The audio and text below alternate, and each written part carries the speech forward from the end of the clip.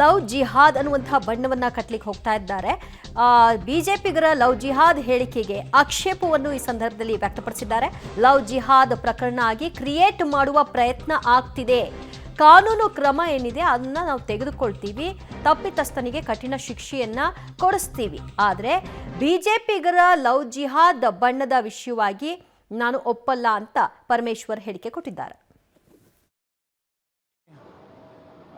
ಒಬ್ಬಳು ಯುವತಿಯ ಮೇಲೆ ಅನ್ಯ ಕೋಮಿನ ಯುವಕರು ಅತ್ಯಾಚಾರವನ್ನು ಮಾಡಿರುವಂಥದ್ದು ಅತ್ಯಂತ ಪೈಶಾಚಿಕವಾದಂಥ ಕೃತ್ಯ. ನಾನು ಅತ್ಯಂತ ಉಗ್ರ ಶಬ್ದಗಳಲ್ಲಿ ಇದನ್ನು ಖಂಡಿಸ್ತಾ ಇದ್ದೇನೆ. ರಾತ್ರಿ ಅಮಲು ಪದಾರ್ಥವನ್ನು ನೀಡಿ 2-3 ಜನ ಯುವಕರು ಆ ಯುವತಿಯ ಮೇಲೆ ಅತ್ಯಾಚಾರವನ್ನು ಮಾಡಿದ್ದಾರೆ ಅಂತೇಳಿ ಯುವತಿಯ ತಾಯಿ ಇವತ್ತು ದೂರನ್ನು ಕೊಟ್ಟಿದ್ದಾರೆ. ನನಗನ್ಸುತ್ತೆ ಇದು ಮೇಲ್ನೋಟಕ್ಕೆ 2 ಜನರ ಬಂಧನ ಆಗಿದ್ದರೂ ಕೂಡ ಪೊಲೀಸ್ ಇಲಾಖೆ ಒಂದು ದಿಟ್ಟ ಕ್ರಮವನ್ನು ಈ ಘಟನೆ ಹಿನ್ನೆಲೆಯಲ್ಲಿ ಇವತ್ತು ತೆಗೆದುಕೊಳ್ಬೇಕಾಗಿದೆ. ನಾಗರಿಕ ಸಮಾಜ ಇದನ್ನು ಯಾವುದೇ ಕಾರಣಕ್ಕೂ ಒಪ್ಕೊಳ್ಳುವಂಥ ಪ್ರಶ್ನೆ ಇಲ್ಲ, ಒಪ್ಕೊಳ್ಳಿಕ್ಕೆ ಸಾಧ್ಯನೇ ಇಲ್ಲ.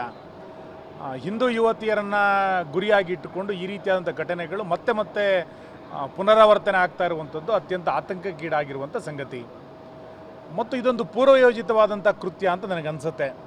ಯಾಕೆಂದರೆ ಅಮಲು ಪದಾರ್ಥವನ್ನು ಖರೀದಿ ಮಾಡಿರುವಂಥದ್ದು, ಯುವತಿಯನ್ನು ಸಂಜೆ ಮಾತಾಡಿಸಿ ಆಕೆಯನ್ನು ಕಾರಿನ ಮುಖಾಂತರ ಅಪಹರಣವನ್ನು ಮಾಡಿರುವಂಥದ್ದು, ಇವೆಲ್ಲವೂ ಕೂಡ ಯಾರೋ ಒಬ್ಬರು ಇಬ್ಬರಿಂದ ಮಾಡುವಂಥ ಕೃತ್ಯಗಳಲ್ಲ, ಒಂದು ಪೂರ್ವಯೋಜಿತವಾಗಿ ನಡೆದಿದೆ. ನಾವು ಈ ಹಿಂದೆ ಲವ್ ಜಿಹಾದ್ ಅನ್ನುವಂಥ ಶಬ್ದವನ್ನು ಬಳಸಿ ಜಾಗೃತರಾಗಬೇಕು ಅನ್ನುವಂಥದ್ದು ಏನು ಹೇಳ್ತಾ ಇದ್ವಿ, ಬಹುಶಃ ಈ ಘಟನೆಯು ಕೂಡ ಅದಕ್ಕೆ ತಳುಕು ಹಾಕ್ಕೊಳ್ತಾ ಇದೆ ಅಂತ ನಂಗೆ ಅನಿಸುತ್ತೆ.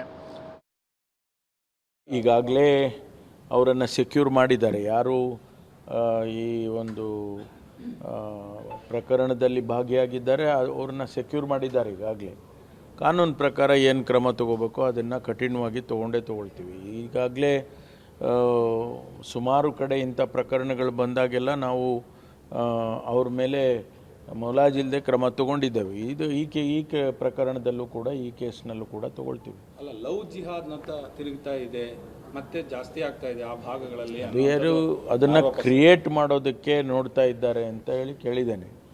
ಆದರೆ ಅದು ನಿಜ ಸ್ಥಿತಿ ಏನಿದೆ ಅನ್ನೋದ್ರ ಬಗ್ಗೆ ಅದನ್ನು ಹೆಚ್ಚಿನ ಮಾಹಿತಿ ತೊಗೊಂಡು ಅದ್ರ ಮೇಲೆ ಕ್ರಮ ತಗೊಳ್ತೀವಿ.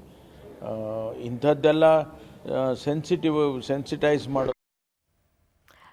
ಓಕೆ, ಕಾರ್ಕಳದಲ್ಲಿ ಆಗಿರುವ ಹಿಂದೂ ಯುವತಿಯ ಕಿಡ್ನಾಪ್ ಅಂಡ್ ರೇಪ್ ಪ್ರಕರಣ ಸಂಬಂಧ ಬಿಜೆಪಿಯ ನಾಯಕರು ಇದು ವ್ಯವಸ್ಥಿತ ಷಡ್ಯಂತ್ರ, ಘಟನೆ ನಡೆದಿರೋದನ್ನ ನೋಡ್ತಾ ಇದ್ರೆ ಅದು ಹುನ್ನಾರ ಅನ್ನೋದು ಸ್ಪಷ್ಟವಾಗಿ ಕಾಣಿಸ್ತಾ ಇದೆ ಅಂತ ಆರೋಪಿಸ್ತಾ ಇದ್ರೆ, ಗೃಹ ಸಚಿವರು ಮಾತ್ರ ಅದನ್ನು ಅಲ್ಲಗೆಳಿತಾ ಇದ್ದಾರೆ.